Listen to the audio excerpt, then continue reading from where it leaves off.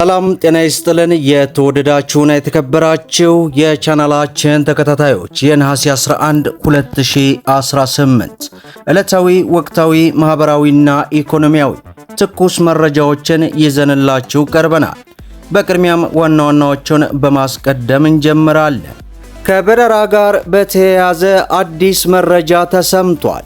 በዚህም ከ30 ዓመታት በላይ አገልግሎቱ ተቋርጦ የነበረው በረራ ሊጀምር ስለመሆኑ ተሰምቷል። ሙሉ ዝርዝር መረጃውን ወደ እናንተ ይዘናል።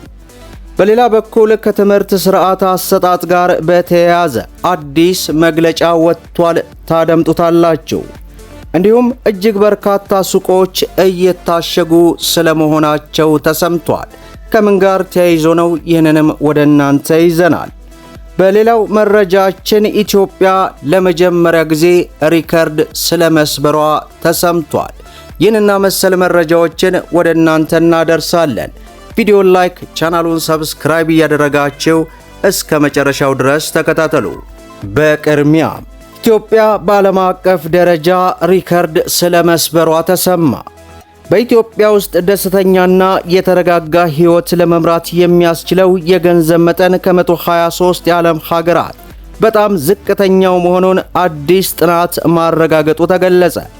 በዚህም ኢትዮጵያ በዓለም ላይ በዝቅተኛ ወጪ ደስተኛ መሆን ከሚቻልባት ሀገራት መካከል ቀዳሚ ሆና መመዝገቧ ዓለምን እያነጋገረ ይገኛል።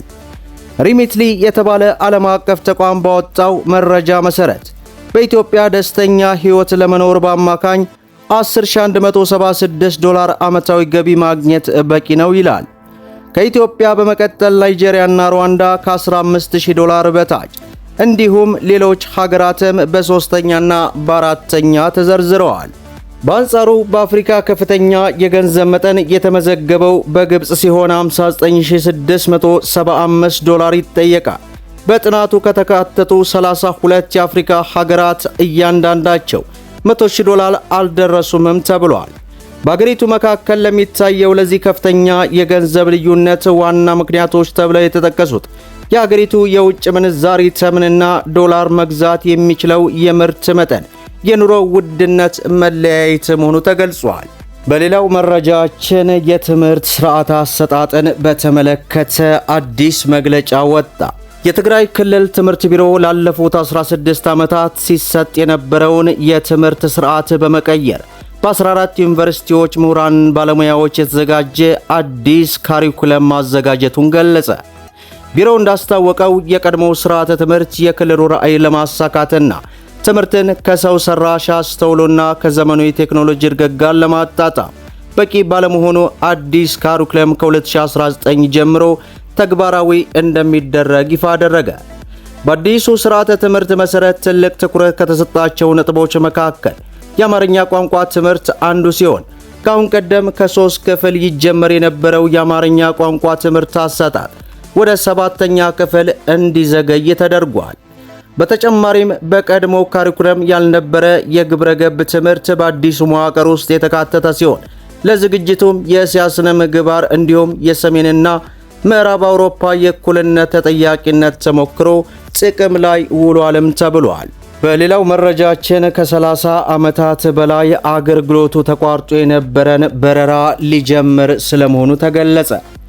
ከ30 ዓመታት በላይ አገልግሎቱን አቋርጦ የቆየው የሶማሌ ብሔራዊ አየር መንገድ በቀጣይ ወር በድጋሚ ሥራ ሊጀምር መዘጋጀቱን አስታወቀ። ካፒታል ጋዜጣ እንዳስነበበው አየር መንገዱ በ1991 በሀገሪቱ በተከሰከሰው የእርስ በርስ ጦርነት ጋር ተያይዞ መስራት አቁሞ እንደነበር ተገልጿል። አሁን ላይ በሁለት አዲስ የኤርባስ A320 አውሮፕላኖች አገልግሎት ለመጀመር ማቀዱን ገልጾ ይህ ድጋሚ መጀመር የሶማሊያን የአቪዬሽን ዘርፍ እንደገና ለመገንባትና ከቀጠናዊ እንዲሁም ዓለም አቀፍ መዳረሻዎች ጋር ያለውን የአየር ትስስር ለማሻሻል ከሚደረጉ ሰፊ ጥረቶች አንዱ አካል መሆኑ ተዘገበ። በሌላው መረጃችን በርካታ ሱቆች እየታሸጉ ስለመሆኑ ተሰማ።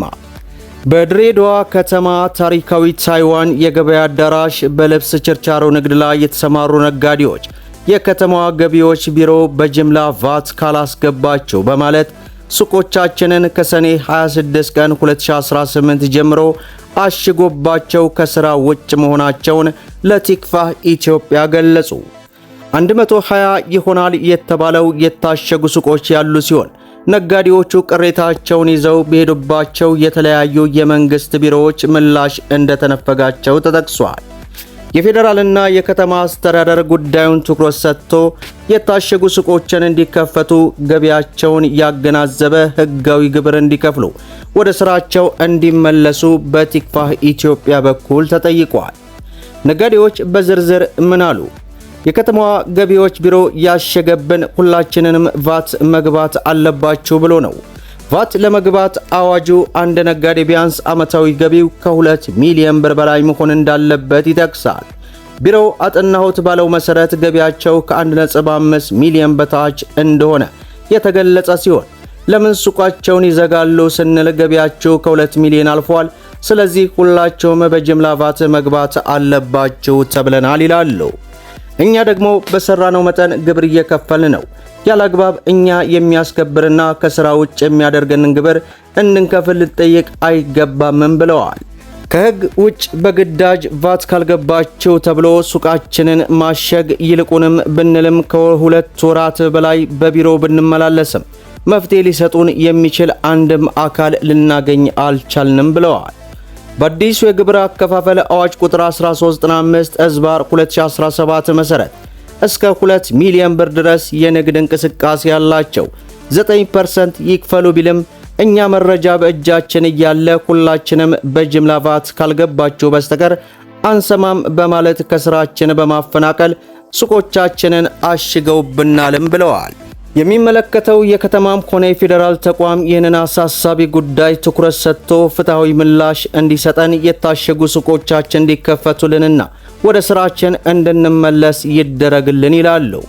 ስራችንን እንስራ፣ ተገቢውን ገቢያችንን ያማከለ ህጋዊ ግብር እንክፈል፣ አድምጡን፣ በስራችን በርካታ ቤተሰቦ አለንም ይላሉ።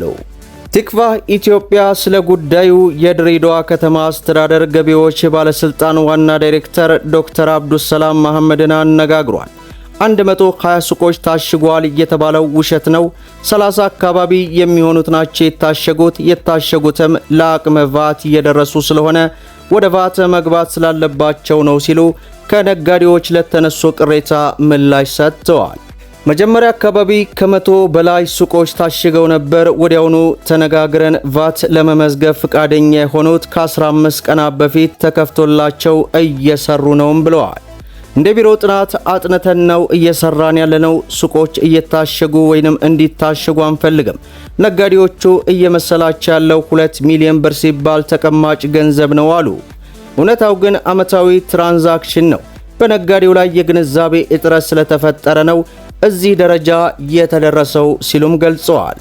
አሁን ላይ ሱቃቸው የታሸገባቸው ነጋዴዎች አወያይተናል። ቅሬታ ካላቸው ቅሬታ ሰሚ ያለ ቅሬታቸውን ማቅረብ ይችላሉ። ሱቆች ሲዘጉ ነጋዴዎችም ብቻ ሳይሆን መንግስትም ተጎጂ ነው። እኛም የምንፈልገው ነጋዴዎቹ ወደ ስራ እንዲመለሱ ነው በማለት ለቲክቫህ ኢትዮጵያ ገልጸዋል። እንዳይሰሩ ማድረግ የገቢ ግብር አዋጅ መርህ አይደለም። አዋጁን ተገንዝበው ያለባቸውን ዕዳ ከፍለው ወደ ስራ መግባት አለባቸው ሲሉም በዚህ ሰዓት እንግዲህ ቲክቫህ ኢትዮጵያ ያወጣውን መግለጫ ተመልክተናል። መደመጥ ያለባቸው ወሳኝና አነጋጋሪ የሆኑ መረጃዎችን ይመስላሉ። ቪዲዮን ላይክ ሼር እያደረጋችሁ ለበርካታ ወንድሞች እንዲደርስ አድርጉ። ለቻናላችን አዲስ ከሆናችሁ ሰብስክራይብ በማድረግ ቤተሰብ ሁኑ እያልኩኝ እስከ ፍጻሜው ድረስ አብራችሁን ስለቆያችሁ ልባዊ ምስጋናችን እየሰጠን በሌላ ቪዲዮ እስከምንገናኝ ወሰላሙ አለይኩም ወራህመቱላህ።